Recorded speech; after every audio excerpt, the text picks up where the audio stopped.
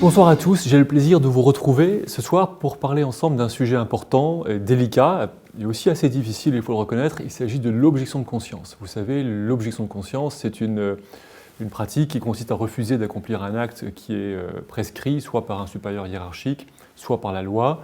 On en parle beaucoup dans les milieux pro-vie, de défense de la vie, comme Alliance Vita, s'agissant du refus de prescrire des contraceptifs, des abortifs, participer à un avortement ou à une euthanasie, ou à des pratiques sur l'embryon.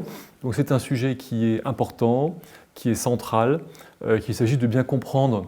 Nous travaillons sur ce sujet depuis plus de 10 ans. D'abord, lors de travaux parlementaires de l'Assemblée du Conseil de l'Europe, nous avons contribué en 2010 déjà à faire adopter une résolution de l'Assemblée du Conseil de l'Europe sur le droit à l'objection de conscience du personnel médical. Et voilà, à l'époque, nous avions vraiment réussi à renverser, on va dire, toute la dynamique parlementaire et à faire adopter un texte qui protège et reconnaît la clause de conscience. Mais il m'est apparu très, très nettement lors de ces débats eh bien, qu'un simple argument politique et une victoire par les rapports de force politiques ne suffisent pas finalement à garantir dans la durée une bonne protection de la liberté de conscience face aux actes critiquables ou répréhensibles ou immoraux. Et qu'il faut donc aller plus profondément dans l'étude. Parce que si on promeut simplement la clause de conscience ou l'option de conscience au titre de la liberté de conscience, le problème est le même que finalement en matière de religion, vous savez, où on reproche à la liberté religieuse de garantir aussi bien la liberté des bonnes religions, ou de la bonne religion, que les libertés eh bien, des sectes les plus dangereuses.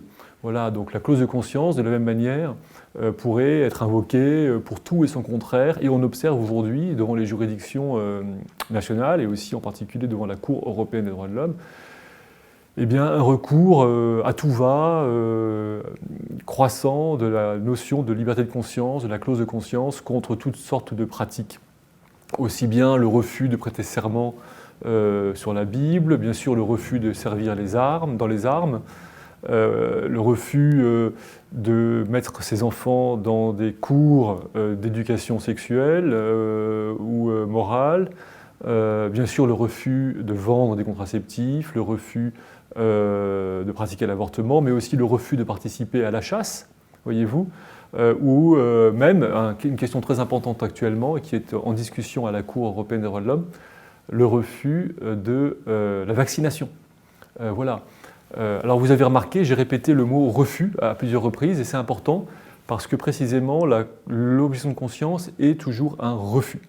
Le refus de commettre un acte que l'on estime mauvais, que l'on juge mauvais, soit parce qu'il est contraire à la morale, soit parce qu'il est contraire à sa religion, à ses prescriptions religieuses. Alors voilà, c'est une notion qui est difficile à comprendre aujourd'hui de plus en plus, en particulier dans notre société qui s'est détachée fortement de la vision métaphysique de l'homme et de la compréhension objective de la morale. Vous savez bien, on parle souvent du subjectivisme, du relativisme moral dans la société, et on ne sait plus ce qu'est la conscience. Ce qu'il faut bien comprendre, c'est que voilà, la société actuelle a perdu la notion de la conscience objective.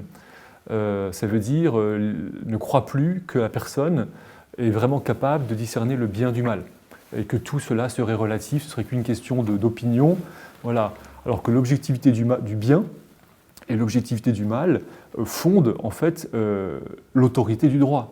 C'est parce qu'il y a un bien objectif et un mal objectif que l'on doit respecter le droit, que l'on respecte le droit. C'est la reconnaissance de ce bien qui fait qu'on se soumet aux lois, et non pas seulement l'autorité des lois. On se soumet pour le bien, pas seulement par peur de la contravention.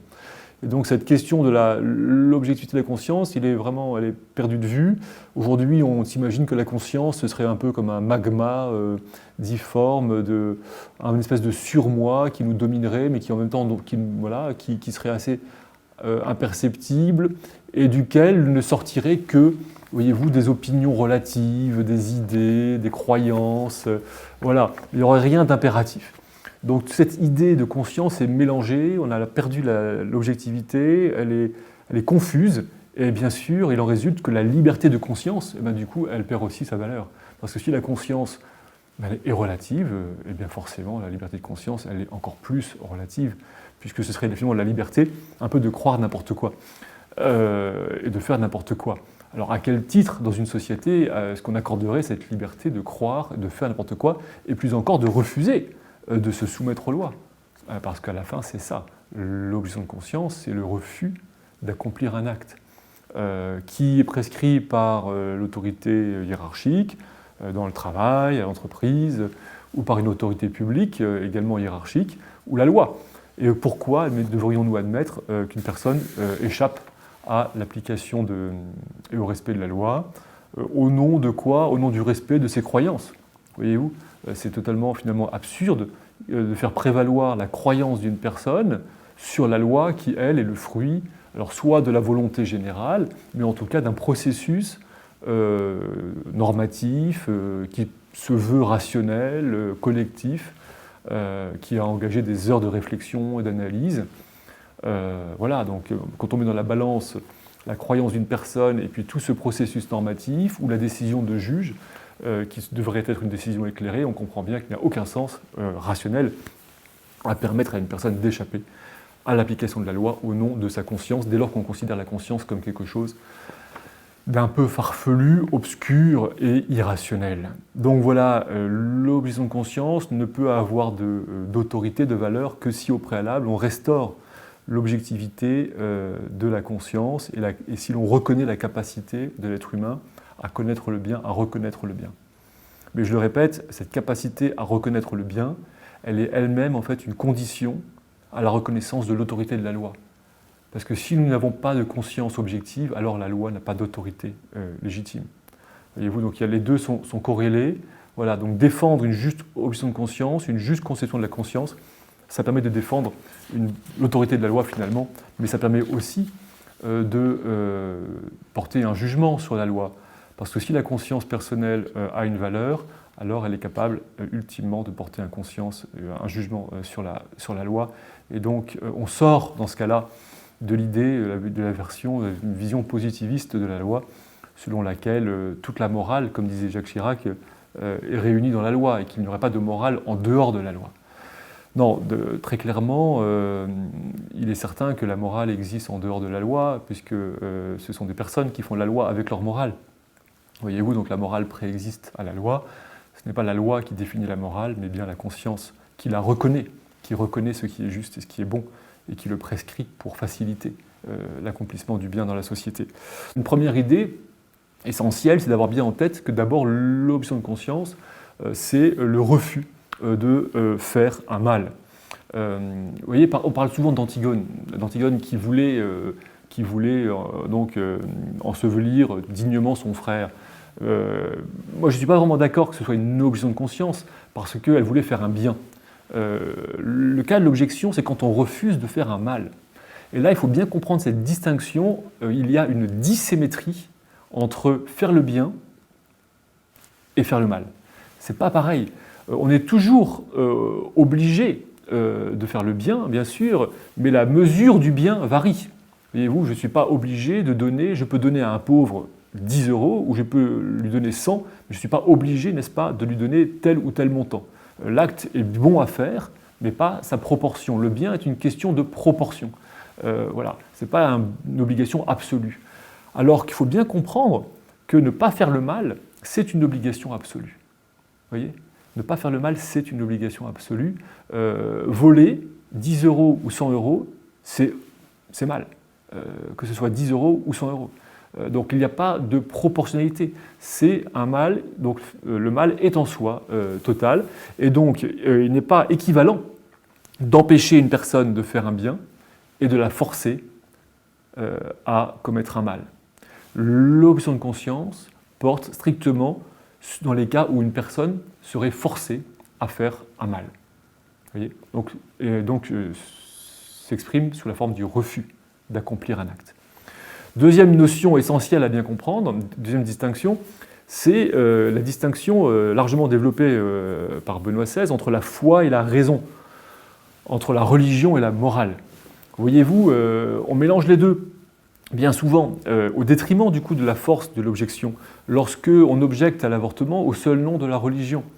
Alors qu'en fait, l'objection à l'avortement, elle est d'abord fondée sur un jugement moral qui existe en lui-même, qui est rationnel.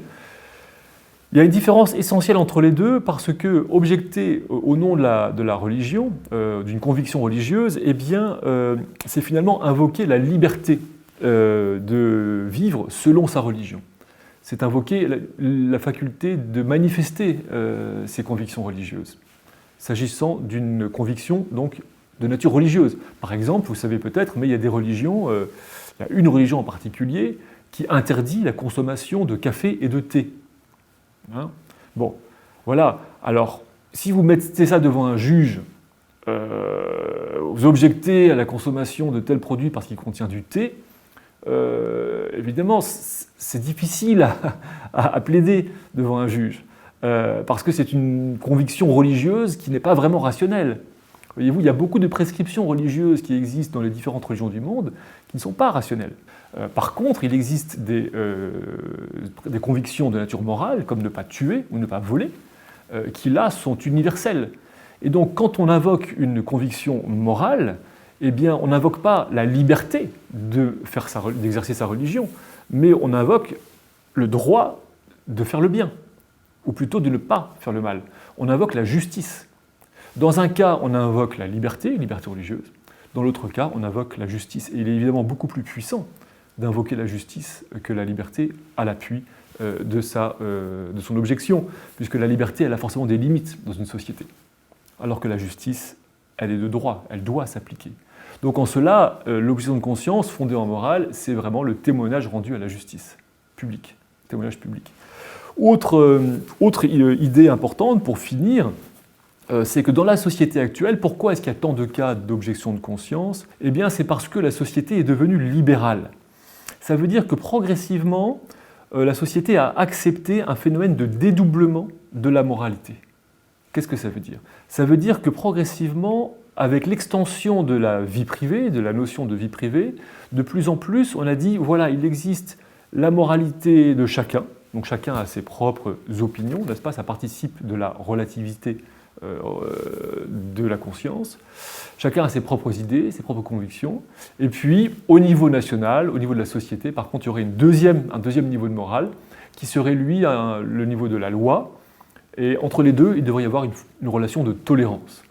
C'est ce qui a conduit beaucoup de députés, toujours s'agissant de l'avortement, à dire, vous savez, moi, à titre personnel, je suis contre l'avortement, mais vous comprenez bien que je ne suis pas légitime pour imposer mon opinion au plan national, et donc je ne m'y oppose pas, voire même je vote en faveur de l'avortement au niveau national.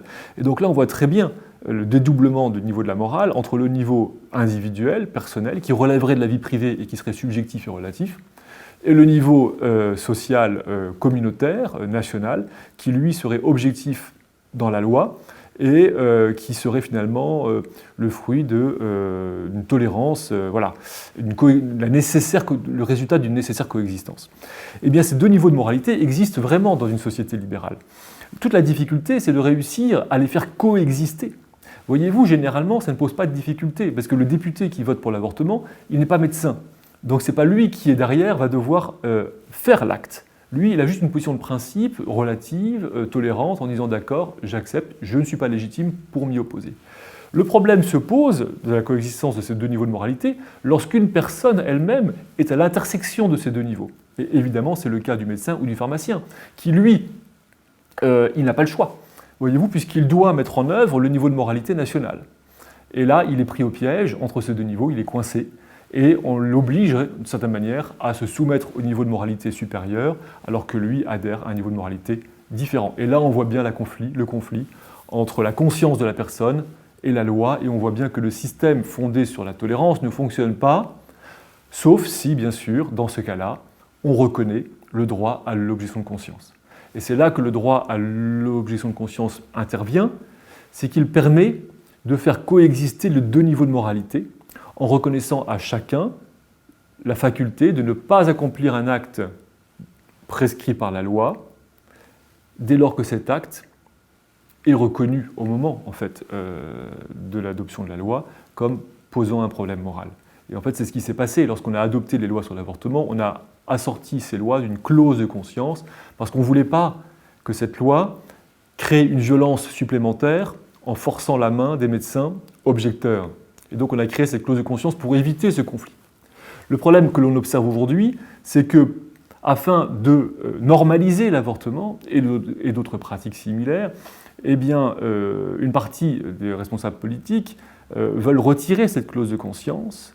Et on voit bien qu'en retirant cette clause de conscience, ils retirent ce rouage qui permettait à la société libérale d'être vraiment libérale. Ça veut dire de ne pas causer de violence à l'égard des personnes qui ne partagent pas cette conviction et qui souhaitent vivre conformément à leur conviction. Donc on voit bien la tendance aujourd'hui vers une forme de réunification de la morale par le haut, où finalement on veut imposer le niveau moral social jusque sur les personnes en retirant cette faculté d'objection qui est essentielle parce que c'est encore une fois, je le dis, elle, qui protège la personne contre la violence d'une loi immorale, injuste, et c'est aussi elle qui protège la faculté que nous avons tous et chacun d'exprimer, de reconnaître et d'exprimer ce qui est juste et ce qui est beau.